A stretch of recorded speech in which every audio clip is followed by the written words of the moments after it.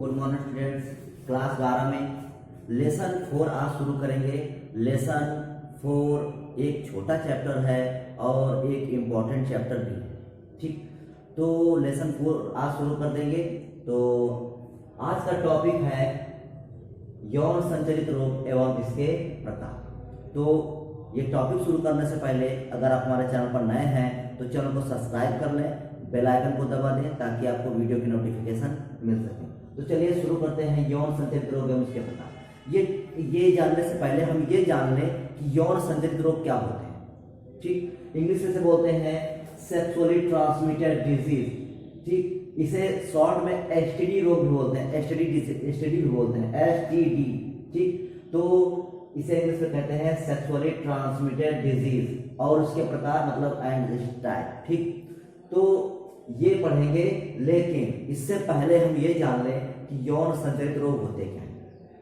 देखिए, आपको बता दें कि यौन संचालित रोग वे होते हैं जो लैंगिक संसर्ग के समय अर्थात सेक्सुअली कांटेक्ट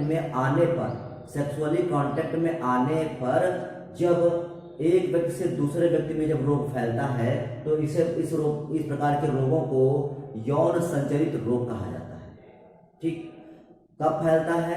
लैंगिक संसर्ग के समय। इंग्लिश में कहें तो सेक्सुअली कांटेक्ट में आने पर। जब सेक्सुअली कांटेक्ट में आते हैं तो जो यौन संचालित रोग हैं वो एक व्यक्ति से दूसरे व्यक्ति में फैलते हैं। तो ये हो गई यौन संचालित रोगों की बात। इसके प्रकार कितने होते हैं तो हमने कुछ इंपॉर्टेंट 6 प्रकार लिखे हैं, वो आपको बता दें कि यौन संचालित रोग के प्रकार। सबसे पहला है उपदंश। इंग्लिश में, हिंदी में से क्या कहते हैं? उपदंश, और इंग्लिश में से बोलते हैं सिफिलिस।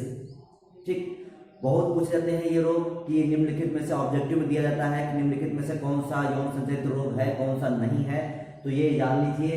तो पहला है उपदंश सिफिलिस, दूसरा है सुजाक। हिंदी इंग्लिश दोनों इंपॉर्टेंट है। ठीक, सुजाक इंग्लिश में से कहते हैं गोनोरिया। तीसरा आता है क्लेमाइडिया। तीसरा कौन सा है? क्लेमाइडिया, इंग्लिश में इसे क्लेमाइडिया कहते हैं। चौथा है जेनाइटल हर्पीस। कौन सा है? चौथा जेनाइटल हर्पीस। पांचवा आता है एड्स। एड्स के विषय में आप जानते होंगे, तो पांचवा आता है एड्स। छठा आता है हेपेटाइटिस। कौन सा? हेपेटाइटिस। ये सभी बहुत ही खतरनाक बीमारियां हैं जो जिनको हम एसटीडी रोग भी बोलते हैं। क्या बोलते हैं? एसटीडी रोग भी बोलते हैं, अर्थात फुल फॉर्म इसका क्या होता है? Sexually transmitted disease. ठीक, तो हम इनमें से रोज एक पढ़ेंगे, एक या दो पढ़ेंगे हर एक वीडियो में। तो आज हम आपको बताएंगे उपदंश या सिफिलिस क्या होता है। आज हम पहला बताएंगे उपदंश या सिफिलिस क्या होता है। तो चलिए आइए जानते हैं उपदंश या सिफिलिस क्या होता है। तो देखिए, बाह्य जननांगों के घाव, मतलब जो जननांग है, जो सेक्सुअल आर्गन है, तो जो सेक्सुअल आर्गन है तो उनके घाव, अगर सेक्सुअल आर्गन में कोई घाव हो गया तो घावों, रोम कुटिकाएं। ठीक, हेयर फॉलिकल्स। ठीक, रोम कुटिकाएं इंग्लिश में क्या कहते हैं? इसे हेयर फॉलिकल्स। खरोंच, अगर मान लो जो है जननांगों में कोई खरोंच हो जाए, खरोंच लग जाए, चोट लग जाए, खरोंच आदि के माध्यम से एक जीवाणु होता है। जीवाणु का नाम है ट्रेपोनीमा पैलिडम। कौन सा है? ट्रेपोनीमा पैलिडम। मोस्ट इंपॉर्टेंट पूछा जाता है उपदंश जो होता है वो किसके द्वारा फैलता है? तो ट्रेपोनीमा पैलिडम। ठीक, पैलिडम के द्वारा ये रोग फैलता है। पैलिडम क्या है? ये एक जीवाणु है। क्या है? ये जीवाणु है। तो जो सिफिलिस रोग होता है किसके द्वारा होता है? ट्रेपोनीमा पैलिडम के द्वारा होता है। और ये कैसे होता है?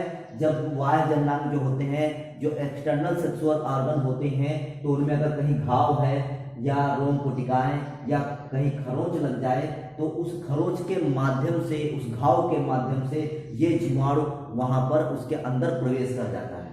ठीक, तो होता क्या है? अब ये जान गए कि इसमें किसके द्वारा होता है और क्या होता है। तो अब जान लेते हैं कि इस रोग में होता क्या है, कैसे पहचानेंगे इस रोग को। तो जब ये रोग होगा तो पहले संक्रमण स्थान पर जब ये रोग शुरू होगा तो जहां पर ये संक्रमण स्थान होगा, जहां पर ये रोग मतलब जो है रोग फैलेगा, तो जहां पर ये संक्रमण स्थान होता है वहां पर वृत्ताकार घाव बन जाता है। क्या बन जाता है? वृत्ताकार घाव हो जाता है, गोल गोल एक घाव बन जाता है। ठीक। फिर 2 से 6 सप्ताह में घाव ठीक हो जाता है। जो ये घाव बन जाता है इस जीवाणु के द्वारा, इस बैक्टीरिया के द्वारा, तो फिर 2 से 6 सप्ताह में ये घाव ठीक हो जाता है। फिर से कुछ सप्ताह बाद, फिर से जब कुछ सप्ताह बाद जब ये घाव ठीक हो जाता है तो क्या होता है, कुछ सप्ताह बाद ज्वर अर्थात फीवर आने लगता है। फीवर आता है, जो लसिका गांठें होते हैं, लिम्फ जो होती है, तो लिम्फ की जो गांठें होती हैं उनमें सूजन आ जाती है। ठीक, जैसे जिसको बोलते हैं गिल्टी पड़ जाना है। ठीक, तो वही लसिका गांठें जब सूज जाती है तो उसको बोलते हैं गिल्टी पड़ गई है।